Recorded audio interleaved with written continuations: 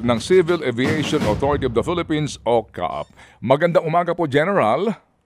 Magandang umaga po, Sir Ted. Magandang umaga po, Ma'am Serena. Maraming salamat po sa inyong paanyaya. Bumabati po ako sa ating mga tagapakinig. Ay, salamat po at mabuhay po, General. General, yung po munang report po na nakalabas na po ng bansa ang ilang air assets ni dating Congressman Zaldico. Kumpirmado ho ba ito? Totoo po yan. Naku Meron po, ng Diyos ko. tatlong air asset na nakalabas, 2 helicopter at yung isang fixed wing, yung tinatawag nating Gulfstream G350. Ayan po mga kababayan, narinig po natin yung pahayag ni Director General ng CAAP, Civil Aviation Authority of the Philippines, na kung saan nakalabas na yung mga air assets ni Zaldico, mga kabayan, yung magdanakaw ng bilyon-bilyong pera dito sa DPWH. Yung 2 helicopter daw po ay nandito na sa Malaysia. At yung isa na mga Gulfstream private plane niya ay nandun sa Singapore, mga kabayan. Panoorin ho natin na itong pahayag niya. Pero bago ho natin umpisa niyan, mga kabayan, huwag niyo munang kalimutan i-share, i-like at subscribe nang sa ganun napapanood dito ng ating mga kababayan dito at sa iba't ibang bansa. Ayan na po, panoorin na po natin. Yung nauna pong nakalabas ay nung August 20, yung isang helicopter. Ako po, At nung August August 20. 16, yung Gulfstream 350. October 16. August pa po ito. At yung pangatlong aeroplano naman, yung helicopter na isa pa ay 11 September. September 11, mga kababayan. Yung Ayan po. dalawang helicopter ay yung Agosta 1398 nga na sinabi kanina ay tumungo sa Kota Kinabalu. Yung Gulfstream 350 naman ay tumungo sa Singapore. Okay, so yung pong nakabiyahe ng Singapore, ito pong jet na Gulfstream, habang yung helicopters po dito po lamang sa Malaysia. Tama po yun, sir. Opo, okay. Sige po. So sir, sa kabuuan ho ba muna, ilan ho ba ang air assets na iniuugnay kay former Congressman Zaldico? Ang total po ay 10. Merong 4 na nakapangalan sa Misibis Aviation and Development Corporation. Ako po. At merong 2 na 10, nakapangalan dami. naman sa subsidiary ng Misibis Aviation, itong Misibis Resort and Hotel Management Corporation. At meron pang 4 na nakapangalan naman sa Hightone Construction and Development Corporation, na kasama rin sa incorporator si former Congressman Zaldico. Okay, opo. So, sir, dito po sa lumalabas po 10 lahat, ano po? Tama po, yan Opo. po yung nasa aming record Opo. sa CAAC. Opo. Okay mga kababayan, ito po yung si Zaldico, napakadami pa lang niyang air assets, mga kabayan, no? Yung kanyang pag-aaring 10, mahigit sa 10 lang yung kanyang pag-aari, yung kanyang pag-aari na mga eroplano at mga helicopter. Pero yung ito nga po, yung naitakas na po dito na sa Pilipinas, yung nawala na, nakatulad niya, nakatakas, yung Gulfstream, mga kababayan, isa po itong luxury first class private plane po. At saka yung 2 Augusta, ito po yung mga bago pa lang to, mga modern po to. Para lang ho sa mga idea, para may idea ho kayo mga kabayan, mahal ho itong mga aeroplanong to. At saka yung helicopter na to, ito pa yung bagong-bago. Ito po yung mga, kung may ganito ka ho, tulad ka ng mga mayayaman na katulad ng mga NBA superstars na yan, sila Stephen Curry or LeBron James, kayang-kaya nilang bilhin yan. Sila Kobe Bryant, the late Kobe Bryant, kayang-kaya lang i-afford yan dahil nga po sila ay sumasahod ng bilyon-bilyon. Pero tong si Zaldico, ay nako, galing ho sa pagnanakaw niya ho yan, mga kabayan. Ito po, ipapakita ko po sa inyo yung value ng mga aeroplano na yan tsaka yung helicopter na yan, para at least may idea ho tayo. Ayan po, mga kabayan, yung Gulfstream 350, yan po yung worth 2.67 billion pesos Philippine money, mga kabayan. Kung ikaw ba naman ay congressman ka lang na kung talagang hindi ka corrupt, syempre hindi mo ma-afford yan. Pero yung katulad ng mga magnanakaw na to na umubos ng pera ng ating bayan, tignan mo, napaka chicken feed lang sa kanila. Biro mo, 10 yung pag-aari niya, in total of 4.7 billion. Yan po, yung value is 2 billion yung Gulfstream. And then yung helicopter po, Augusta Westland, kakalaga ng almost 1 billion.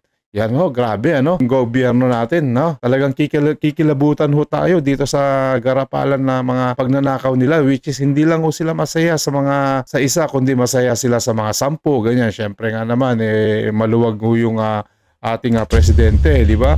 Yung yung kanilang amo, wala pa po dyan si Romualdez, mga kabayan. Ito pa lang ang pinag-uusapan dito. Dahil ito si Romualdez, si tahimik po, hindi natin alam kung nagtatago na yata ito sa bunker, mga kababayan. Hindi ko na nakikita, nasa underground bunker na siya, no? Ito lang si Saldico yung laging malaman dito sa social media. Po yung value ng mga air assets ni Representative Saldico.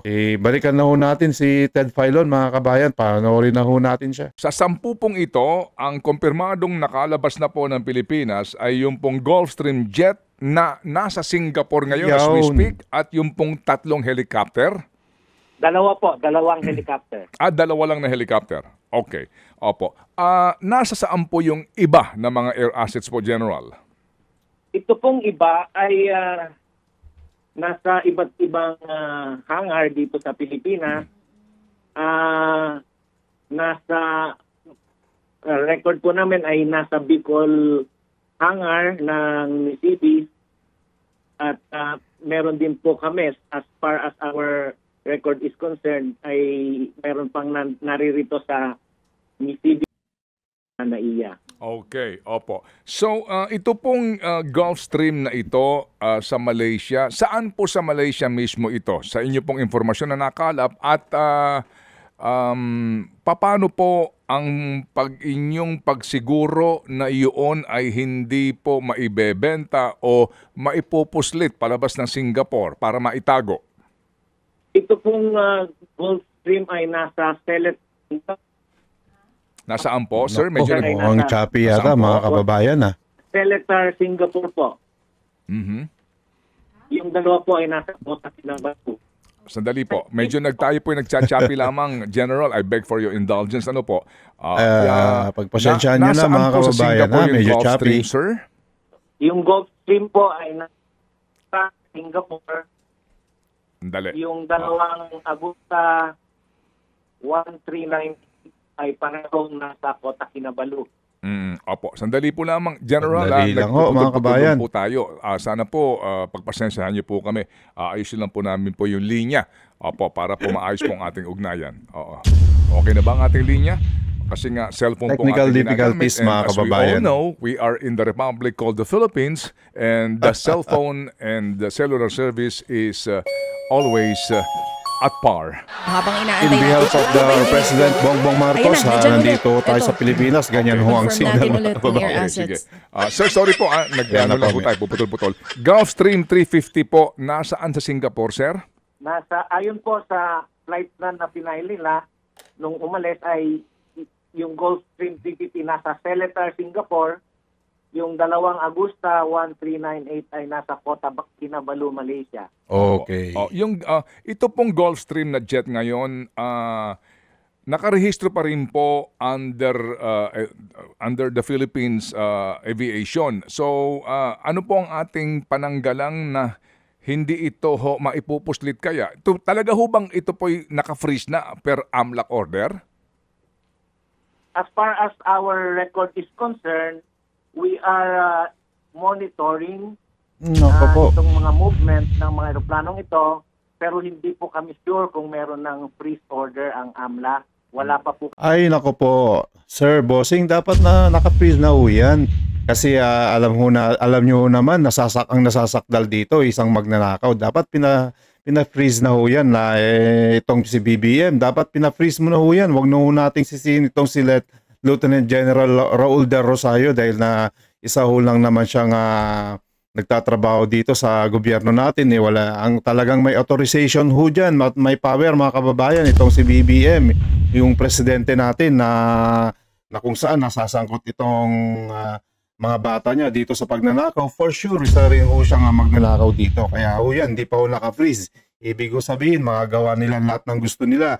Kaya ito, nakawala po yung 3 air assets ni Saldico. Ibig sabihin po niyan, ibebenta nila yan mga kabayan para paghati-hatian nila o kaya ide-deposito nila yan dito sa mga iba't ibang mga tao para hindi mahuli yung mga pagbebentahan yan. Ayaw ho nilang ibigay.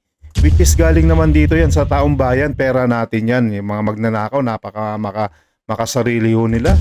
No? Talagang garapalan, ginodiyos na nila yung pera. Hindi naman sa kanila yan. Sa pag-aari ng taong bayan. Ang unahin nyo mo muna, BBM, itong mga project na Ghost Project. Yung mga nakatiwangwang dito, maawaw kayo. Itong mga bansa natin, pinag-uusapan dito. Plano pa naman ng mga turista pumunta dito. Ang ganda ng mga Boracay natin dito, yung mga tourist spot natin. Dapat huwag nyo i-promote yung mga kabalbalan na pinaggagawa ninyo dito sa Pilipinas. Yun yung pinopromote ninyo, yung mga kabalbalan at kabulastugan ng mga bata mo. Diyos ko po, kailan ka po pa matututo, Mr. President? Alam mo, ang gawin nyo para tuminutinu ka, para yung utak mo umayos, bumili ka na lang ng maraming polvoron dyan sa Goldilocks at kainin mo nang sa ganun yung utak mo tumaba. Diyos ko, hindi ka na naawa dito sa mga taong bayan dito na araw-araw na lang ganito yung mga nababalita dito sa mga napapanood nila, yung mga puro na lang mga pagnanakaw, puro na lang wala pang nangyayari dito. Ano pang ginagawa ninyo? Ikaw yung may kapangyarihan, ikaw dapat mismo yung maglilid dito sa mga tauhan. Tauhan mo na may makulong na. O kaya kung may konsensya ka, talagang mahal mo ang taong bayan, ikaw na mismo magpresenta magpakulong. Na kung ikaw nga nagawa mo nga ipakulong yung ating dating president si Rodrigo Duterte, na kung saan pinagdudusahan niya yung na kung saan nagsakripisyo siyang makulong doon para lang dito sa taong bayan natin at sa bansa natin na hindi kahiya-hiya.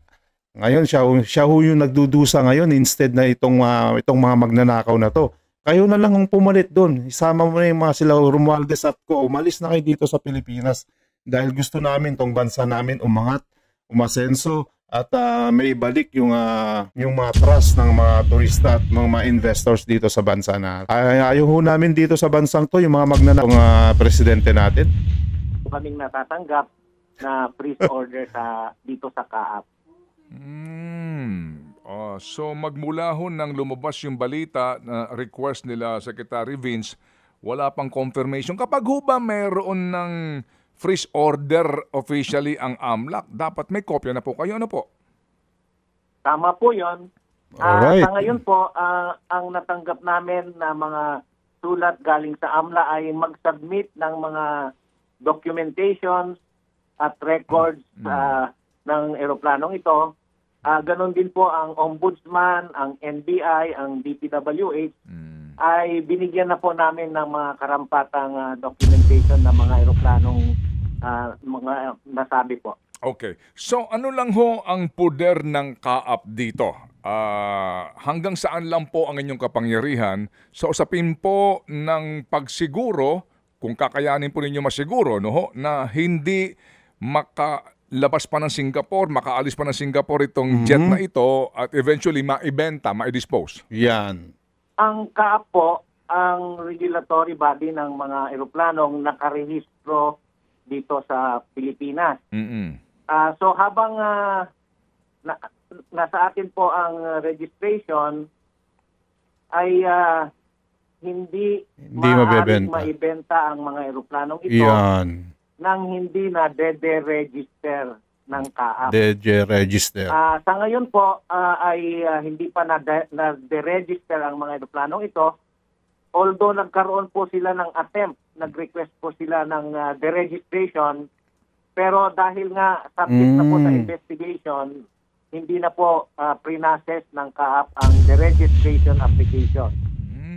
Oo nga naman, no, mga kababayan, kung talagang kung nakarehistro pa rin dito yung mga air assets na yan, hindi talaga may bebenta sa ibang bansa. Make sense nga naman, no? Pero kung talagang registered na, pwede na nilang ibenta. Sana nawa nakaregister pa rin dito para hindi may ibenta at para hindi mapakinabangan ng mga kawatan na to. Pero hindi ho natin masisiguro, mga kababayan, di ba? Dahil itong si BBM, nandito yung kanilang protector, kayang-kaya nilang gawin lahat para, nakapakasakim ho nila. Diyos ko, ang pera ang Diyos nila. Bilyo-bilyon ng pera nila. Diyos ko, kailangan nilang ibalik yan dahil mas may marami pa ho ditong priority na dapat iunahin, di ho pa mga kababayan.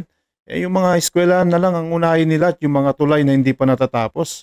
Ay nako, talagang ito, wala talagang awa, walang mga budhi, walang konsensya, ginamit lang yung power nila dito sa pamahalaan para magnakaw at ilugmok yung bansa natin. Kailan po nag-apply ng deregistration itong mga kumpanya na nagmamay-ari ng naturang mga air assets? Sir, sa inyo pong opisina, kailan sila nag-attempt? Lahat ho ba nung 10 ay sinubukan na i-deregister? Hindi po. Yung 3 lamang po ang nag-apply for deregistration. Yung una, sir, yung unang helicopter nag-apply. Umalis siya ng August 20 at nag-apply August ng 20. deregistration ng 14 September. Yung Gulfstream umalis ng 16 August patungo Singapore at nag-apply ng deregistration noong 18 August. Yung isa pong helicopter na Agusta umalis noong September for Kota Kinabalu, nag-apply ng deregistration nitong 15 September. So yun, Ayan, may naamoy na ako dito mga kababayan. Yun. Alam mo, ayan ba kababayan, na-gets ko na. Eh, syempre, mga ito na de-registered na ho siya. Yung syempre, hindi ni-registered nila yung mga bago, yung alam nilang may ibebenta nila at mapapakinabangan. Syempre, ang halaga ho niyan is billion sa peso. Pero syempre, pag binenta, million pa rin dun sa ibang bansa. Diyos ko, napakalaking halaga ho niyan. Syempre, pupunta sa kanila yan. Pag naibenta nila, talagang ayaw nilang ibalik dito sa pamahalaan, no? Which is itong mga to ay pera natin. Talagang ang sisiba ng mga buhayang to.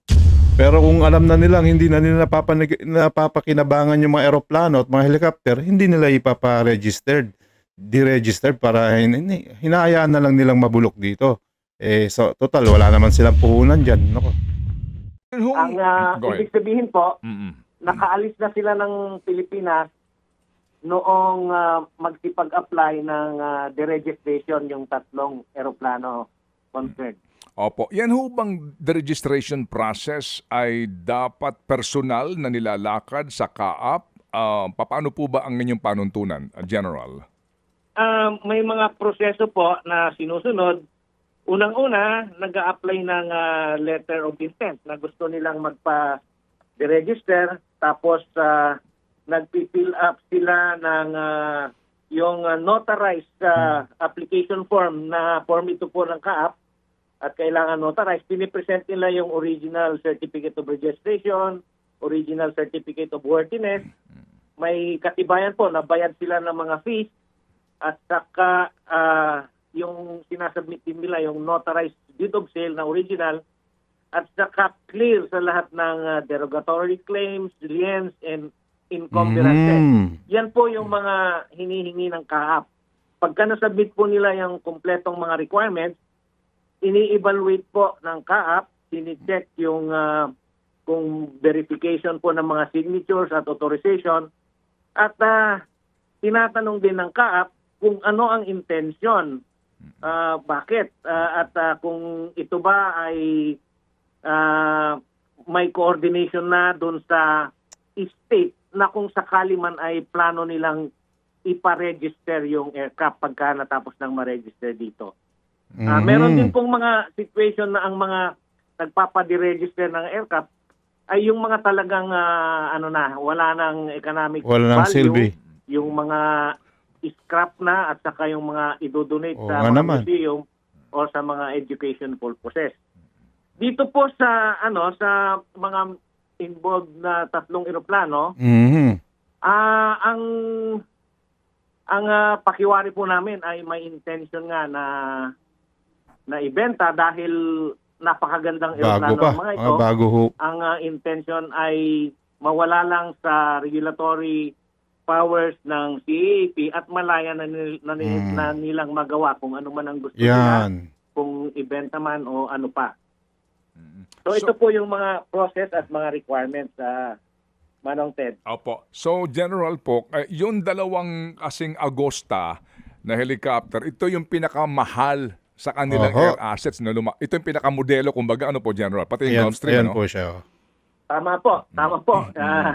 Mm. Yung mga bagong eroplano ito at mga talagang mga Yan, mamahalin. Opo. Sa Augusta. listahan ng kanilang mga air Correct. assets, ito yung mga pinakamahal at modelo. Kaya sana nga, gusto nilang i-dispose, obviously. So, kumbaga, kapag ikaw magbebenta sa abroad, hihingian ka noong bibili, kung saan mo ipaparehistro yan, hihingian ka ng dokumentong ito na clearance, kumbaga, sa local sa ating kaap. Ano po? Tama po yun. Hihingin ng recipient country yung deregistration certificate na manggagaling sa kaap. Mhm. Pag Gets wala na, po gets. silang maipakitang deregistration certificate na galing sa kaap, hindi po nila maire-register yung eroplanong yon sa ibang bansa. Opo. Lalabas na colorum, kumbaga, ano po, General. Smuggled Tama kung po. walang di na registered. Kung sakasakali ho ba, meron ba hong pananagutan ang sinumang individual sa labas ng bansa, ano po, na bibili ng mga gantong eroplano o helicopter ng walang karampatang dokumento gaya po nitong deregistration? Sa ating po bang panuntunan, would you know, General? Meron po dahil ayon ho sa panuntunan ng International Civil Aviation Organization, ito ang sinusunod ng mga Civil Aviation Authority ng 193 countries. Ang registration po ng eroplano ay dapat sa isang nationality lang. Hindi pwedeng magdoble ang registration ng eroplano sa dalawang bansa. Kaya pero pwede pong i-transfer ang registration ng eroplano. Ngayon, kung hindi naman na de-register dito sa Pilipinas, talagang hindi pwedeng ma-register sa ibang bansa dahil nga ang Yes, nakasaad of sa course. ICAO, International Civil Aviation Organization issuances, isang nationality lang dapat ang mini-maintain ng eroplano. Ayun, opo. General, kapag ho ba maglabas na ng actual freeze order ang AMLAC sa air assets na ito, pwede na bang ano ang disposisyon po ng CAAP dito po sa tatlong air asset po na nasa labas ng Pilipinas? Unang-una po, ang pwede namin gawin ay makipag-coordinate sa Civil Aviation Authority ng mga bansa kung nasaan itong mga eroplano. Ipapahiwatig natin sa Civil Aviation Authority ng Singapore o Malaysia na meron ng freeze order ang gobyerno natin at hihingi tayo ng tulong na i-implement kung ano man ang recovery procedures ng gobyerno po natin. Very good. So meaning, abisuhan lang po yung mga CAAP counterpart ninyo sa Singapore at saka sa Malaysia na meron na pong official na freeze order dito yung Anti-Money Laundering Council para lang po tulungan tayo na mapangalagaan yung mga assets na ito na hindi makalipad. Ganun po ba yon, General? Tama po. Pwede nating hilingin na extension ng implementation ng freeze order ng bansa natin ay isakatuparan din ng Civil Aviation Authority ng concerned countries. Opo. Pwede bang gawin ng CAAP na mag-deploy kayo ng inyong mga piloto para sakyan yung mga assets na yan ibalik sa Pilipinas? Is that within your authority? Pwede pong gumawa ng arrangement ang CAAP. Pwede naman pong under supervision ng CAAP yung paglipad ng mga eroplanong ito. At siyempre kasama ang iba't ibang government agencies na magiging involved doon sa recovery. O pwedeng sabihan yung may-ari, yung nakarehistro, na iuwi nyo yan sa Pilipinas at sasamahan kayo ng mga CAAP personnel para masiguro lang na talagang uuwi kayo sa Pilipinas. Ganun po. Pwede po, pwede po. Sa katunayan po, yung oversight jurisdiction ng CAAP sa mga eroplanong ito ay yung annual airworthiness inspection. Binabantayan po kasi ng CAAP every year, tinicheck kung ano yung mga condition ng mga eroplano para tungkol sa safety and maintenance. Opo. Hindi naman to concerned dun sa recovery, pero this could be used to access itong mga eroplanong nasabi. Opo. May tanong lang po si Zarina. Opo. Lieutenant, si Chapo Anong ito. lieutenant? Oo, General siya. Lieutenant General. Opo. Lieutenant General. Sir, binabanggit niyo po kay Sir Ted, kung maglalabas na ng freeze order ang AMLAC, pwede kayo makipag-ugnayan dito sa mga bansang ito kung paano yung procedure nila sa pagbabalik sa atin nitong mga air assets ni Zaldico. Pero, pwede rin bang ang isang bansa ay tumanggi na makipag-coordinate po sa inyo? Kahit pa Magandang dito pa sa tanong ho yan. Pilipinas naka-register yan? Sa tingin ko po ay hindi sa ngayon tayo ang may jurisdiction sa mga eroplanong ito dahil sa atin pa nakarehistro. Oo. Mm. So, At palagay ko ay susunod ang partner countries natin. Tama. Sunod sa mga patakaran natin tungkol sa pag-regulate ng mga eroplano Oo, na nakarehistro sa atin. So malakas po ang chance na maipapabalik pa ito sa Pilipinas kasi may mga balita na matindi daw po ang impluwensya nitong si dating Congressman Zaldico sa Malaysia. Sa tingin ko po, kung meron tayong mga hawak na ebidensya at meron tayong mga court orders o utos ng mga kaukulang ahensya para sa recovery, mai-implement po natin yan. Oo, yung sinasabi niyo po kanina na rules ng CAAP na sinusunod ng 193 countries, kasama po dito yung Singapore at Malaysia. Tama po. At ayon po sa Alright, goods. aming research, pinacheck ko po, the Civil Aviation Authority of other countries, of concerned countries, cannot refuse kung merong tayong freeze order na may Oh, papalabas. that's good news. Cannot refuse. Kasi ano Yun, yan, oo. reciprocal yan eh. Sa kanila nangyari, tayo din po ganon, di po ba? Ano po, General? No? Ito po ay ayon sa ating bilateral agreement Opo. with the concerned countries, yung Civil Aviation Authority Agreement. Opo. Kaya, ano nga, kumbaga nga, kapag sa kanila nangyari, tayo din po yung makikipagtulungan. So General, ito pong mga nandito ngayon, Ganda ho ng topic bagamat na yun, wala mga pa pong kababayan. freeze order ang AMLAC, ano po ang tawag sa kanila? Aircraft of interest, ano po ang tawag sa kanila ngayon ng CAAP po dito sa mga ito po'y binabantayan ng mga tauhan nyo. Ito ay mga closely monitored aircraft. Bawat lipad po nila ay humihingi sila ng mga kaukulang clearances. Kung domestic, meron mga requirements ang Bawat na bansa. kailangan nilang i-comply kagaya ng mga flight plans. Pag international flight naman, kailangan silang humingi ng exit plan, exit permit sa CAAP at saka kailangan silang mag-submit ng flight plan na kasama doon yung mga manifesto ng mga pasahero. So, ang ating mga airports naman ay may abiso na bantayan itong mga eroplanong ito. At ipaalam kaagad kung meron mga request for flights or request for exit permit. Opo. So siguro po kung domestic lang ang kanyang biyahe, hindi ho ganoon nakababahala na mawawala ito. Kapag po international yung iba biyahe, yan ang nakakabahala. nitong ilang pang mga nandito ngayon na air assets na sa ilalim po ng pamilya nitong si Zaldico. Kapag po international yan, pagdating mo doon sa airspace ba na hindi nasakop ng Pilipinas, yung bang papasukan mo, hihingian ka ng parang clearance sa pinanggalingan mo? Ganun po ba yun, General? Tama po yun. Ang tinatawag po dyan ay overflight clearance. Kasi po merong tayong tinatawag na flight information region ang mga bawat bansa. Pag tumikop ang isang eroplano at mag-exit na siya sa flight information region ng Pilipinas, kailangan naka-coordinate na doon sa bansang airspace pupuntahan ng bansa na pupuntahan o dadaanan. Yes. Ayun, opo. Sige, so sir, ano po ang record nitong tatlong na nakalabas? Sino mga pasahero nito? Meron ba silang pasahero nung lumabas? Wala po kami ready data pero titignan po namin. Okay. Ito ho bang Gulfstream 350? Ito ba yung sinakyan ni Pangulong Duterte papunta ng Dahig? Sa pagkakaalam ko po, hindi po ito.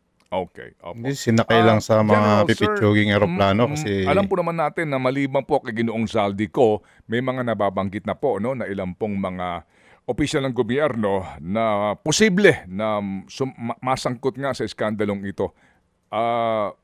Meron ba kayong mga binabantayan na air assets ng ilang pong mga contractors o congressman? At tinignan na po namin ang mga record ayon na rin sa request ng DPWH. May mga binigay silang mga pangalan ng mga individuals at pangalan ng mga korporasyon na pwedeng nagmamay-ari ng mga eroplano. Sa ngayon po, wala nang iba aside from this, kundi ito pong QM Builders na tinitingnan po namin ang detalye na nagmamay-ari ng isang Bell 505. QM Builders, yung construction company. Opo. Bell to Opo. So far po, sila pa lang. Opo, sila pa lang po at wala nang iba ang nagmamay-ari ng eroplano sa mga pangalan at korporasyon na binigay ng DPWH.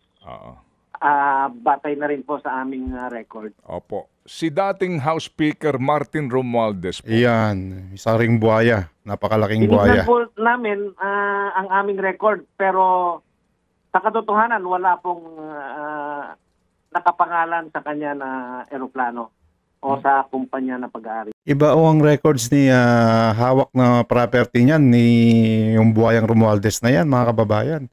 Ang mga diskarte naman yan, hindi ho yan mahilig sa mga air assets. Mahilig po yan sa mga real estate assets, mga property assets dyan sa mga US, sa Amerika. Yan ang mga diskarte naman ni Romualdez, mga kababayan. Yung isa naman, air asset. Yung isa naman, land asset, land property. Yung mga pandarambong strategies ng mga magnanakaw dito sa ating bansa, mga kababayan. Malupit, no? Air tsaka land. Yung isa naman, yung kanilang mastermind, baka naman sa kanya, property niya, yung sea. Para kompleto na, air, land, and sea. Anak ng teteng. Opo. Ayon sa aming exhaustive na pag-check ng aming mga files. Opo, sa official record kumbaga no po ng CAAP. Opo. Kasi nga you base everything on record, no? Opo, naunawaan po na. Okay, sige po. So sir, sa ngayon po no, meron bang ugnayan ang CAAP sa government agencies, ICI man yan, o Ombudsman o DOJ, para po dito sa freeze order? Kasi yung talagang legal basis nyo, yung freeze order hanggat wala yan, puro lang ho tayo monitoring. Meron ba kayong ugnayan na ginagawa ngayon, sir?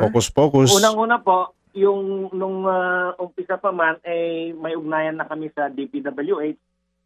Meron din kaming coordination sa AMLAC, humingi sila ng mga dokumento, ang Ombudsman, ang NBI. Si Kengkoy Remulla, delikado. Nanyayahan kami sa ICI meeting at nandun na nga po na humihingi rin sila ng mga karampatang dokumento related sa mga aircraft. So yun po ang aming linkages sa other agencies. Opo, okay. Sige po. Ang mga diskaya ho ba, walang mga air assets? Wala po. Mga sasakyan lang yung mga yan. Mga pangalan sa kanila. Mga imported na sasakyan. Baka walang payong ang Augusta at ang B. Mga walang payong. Opo. Anyway, sige po. So sir, alam niyo ho, General, kami po'y nagagalak sa inyo pong pagpayag sa... Yan mga kababayan, narinig din nyo yung matagal na talakayan dito sa video na to na kung saan itong tatlong air assets ni Zaldico na nakawala dito sa ating bansa. Naku po, Diyos ko, may focus, may gusto pa nila tayong budulin, no? Yung mga mandarambong na to. Sinafety na nila yung pangmalakasan nilang mga nagmamahalang worth bilyon-bilyon na aeroplano at helicopter, mga kababayan. Ito nga, di ba? Itong pinakita ko, 2 billion. Yung isa, yung Gulfstream tsaka Augusta na helicopter, almost 1 million na rin, mga kababayan. Ang lupit din na madiskarte ng makawatan, ano? Talaga buti na lang at na-monitor din ng ating mga kababayan na concern dito sa atin. Sana nawa wag ho silang maging bias dito na hanggat nandito yung mga kawatan na mandarambong na yan, hindi ho tayo hindi ho tayo kampante kasi hawak nila yung alas, sila yung nasa administrasyon. Magagawa pa nila yan, may magagawa pa, mamajikin nila yan. Sa kanila yung power pero hanggat maaari, hanggat meron tayong boses mga kababayan, mababawi ho natin yan dahil hindi ho nila pag-aari yan, kundi pag-aari natin mga kababayan, di ba? Yung mga bilyo-bilyo na yan na pinagnanakaw nila, yung pinambibili sa mga aeroplano, sa ating pera yan. Yan po, ito nga, nabisto yung kabalbalan ni BBM, yung tatlo na nakawala na dito. Talagang to mandurugas talaga tong mga to. Wala ho talaga silang maidulot na maganda dito sa bansa natin. Instead na magpagawa ng mga eskwelahan, inuna pa nila yung mga walang kakwenta-kwentang mga aeroplano na yan na pwede ka naman pwede mong ikamatay yan. Pwede mong ikamatay yung mga yan. Kung tumulong na lang sila dito sa mga taong bayan na yung mga estudyante na kailangan nila ng classroom, di mas maganda pa at nakapag-provide pa sila ng mga magandang classroom dito sa ating mga future leaders na itong mga estudyante. So ayan mga kababayan, nakita nyo na yung kabulastugan nitong nila BBM at ng kanyang mga kawatan, no? Nakakahiya ho sila, nakakapandiri, pag nakita nyo yung mga pagnanakaw nila. Grabe, O hanggang dito na lang muna tayo mga kababayan. Pasensya na po, napakatagal po itong video na to. Pero okay lang, at least meron din naman tayong natutunan dito sa mga aeroplano na to na pag-aari ng mga magnanakaw. At least alam natin yung mga paano nila may bebenta o hindi, di ba? Yung mga patakaran dito sa civil aviation. O hanggang dito na lang muna tayo mga kababayan. Maraming salamat po. Huwag niyong kalimutan i-share, i-like at subscribe sa itong videos na to nang sa ganun napapanood dito ng ating mga kababayan dito at sa iba't ibang bansa. Maraming salamat po. News That Matters. God bless.